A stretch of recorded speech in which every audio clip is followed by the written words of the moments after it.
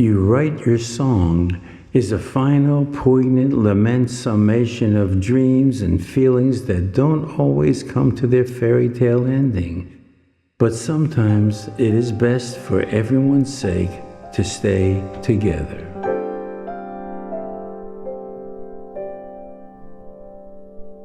You write your song, and with each submissive chord, you usher in an evermore.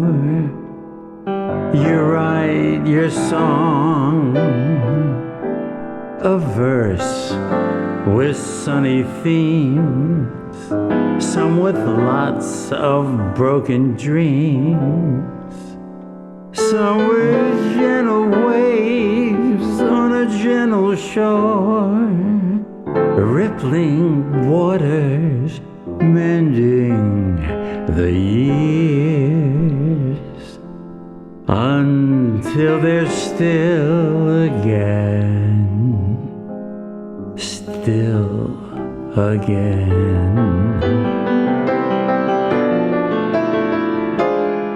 But in our dreams we interlock,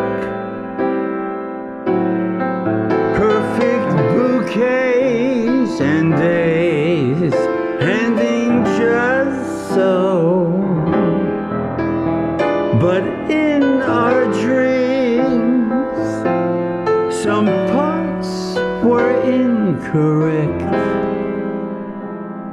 Imperfect thoughts give way to loss and needs and wants which go unfulfilled.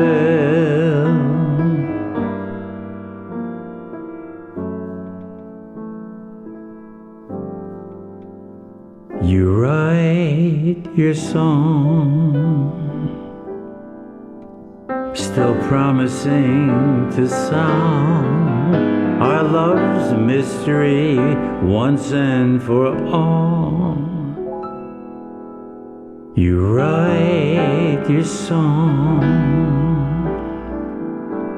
knowing sometimes unchangeable love can be changed from above. Putting back hope someday is harder than songs can ever say. But maybe we found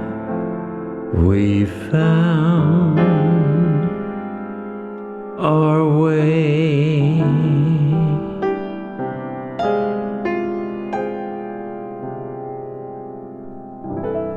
For surely mistakes were made, but who is to blame only dwells on regret, which, according to that great Roman philosopher Seneca, who said, quote, regret is like a prolonged drunk, end quote.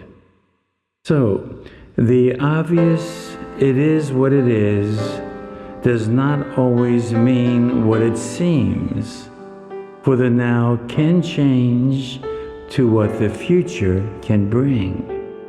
So hopefully, this is not the ending, but the renaissance of my story of love.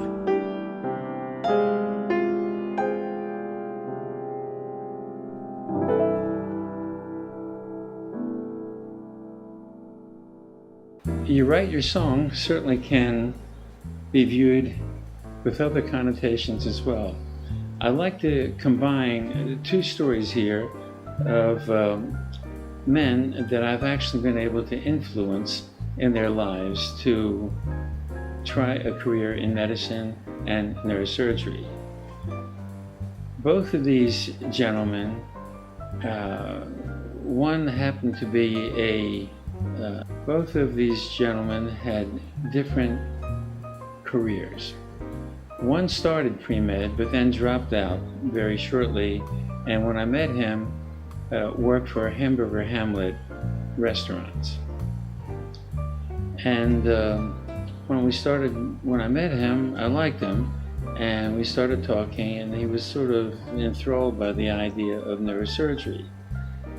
The other fella I had met any number of years ago when I was younger, and I was a decent tennis player. Well, the good players would beat me, but at least I was competitive. And actually, I think I did win the over 50 competition at our country club. Anyway, one day I'm playing with a kid who's 21 years old, and he beats me. If you know tennis, he beats me 3 sets in a row. I don't get a set, but I don't get a game, and I don't get a point. And this the game was over in about 20 or 25 minutes. So I said, "Holy smoke, where did you come from?" He said, "Well, actually, I'm from New York, and in my high school, I was a second-rated national player in the country. And then I went to Pepperdine University on a tennis scholarship, and I was a second-ranked national player, and I trained with Agassi, Sampras, Wheaton, and Chang, and I was on the Junior Davis tennis team." But he told me that he was a lousy student and barely got out of the first year, and then the second year he was flunking, so he just quit and was now a tennis pro in Thailand, and he just came to Washington for a couple of weeks to see his dad, who was here. He asked me what I did. I told him I was a neurosurgeon, and I kind of saw this look in his eye. And I said, "Why? Do you think you'd be interested?" So he said, "Well, maybe." I said, "What are you doing for the next couple of weeks?" He says, "Well, I'm here." I said, "Why don't you follow me around?" So in those days, it was fairly easy, because everybody knew me over at George Washington and the other hospitals, to have somebody observe in the operating theater. If they brought a camera, you could say, because they would take pictures, that they were going to take some pictures of the surgery. Anyway, I did that and showed him this particular brain tumor operation. And then what happened, the next day, either one of these two fellas, I was making rounds in the intensive care unit on a Portuguese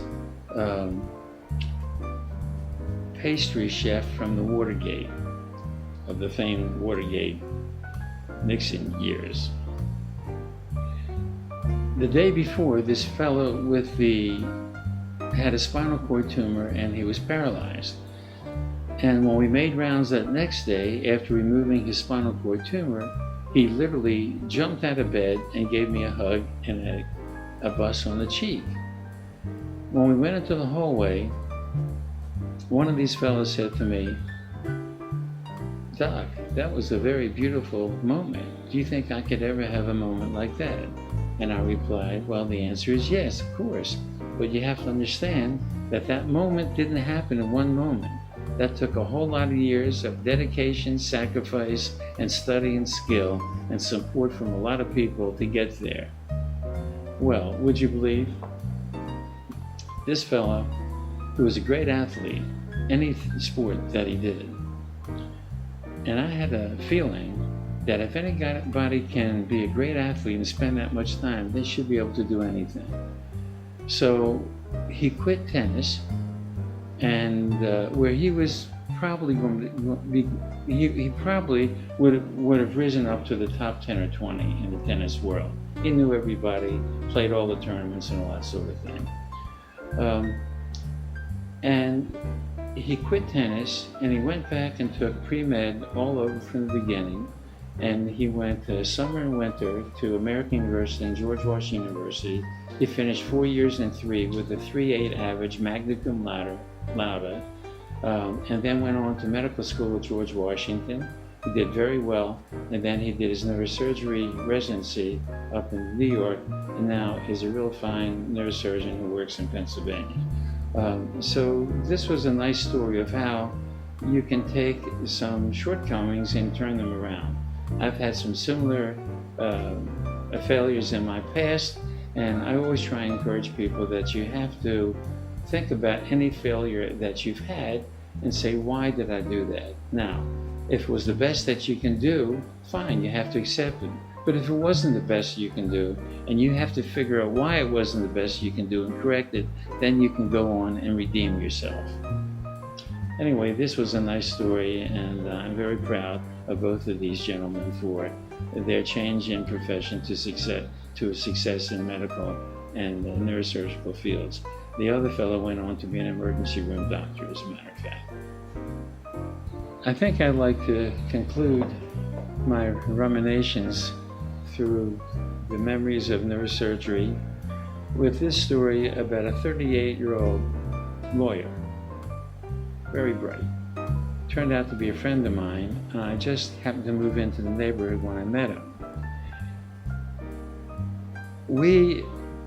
When I met him, what I noticed particularly was his right eye was blind. He had a nasty looking right eye that was swollen and gray and distorted and ectopic, in other words, looking off to the right side. He was very sensitive about it, but during Halloween, he did arise to be a pretty funny Quasimodo, Notre Dame hunchback type. So after I had met him a short period of time, we decided to go down to the Washington Hilton to see the Fraser Ali Thriller in Manila fight in the Philippines for the World Championship, which I think was their last bout together. We went and enjoyed the fight, and then coming home, he lived down the block from me. I was driving, and I dropped him off in front of his house. And I said, by the way, I'd like to take a look at your eye.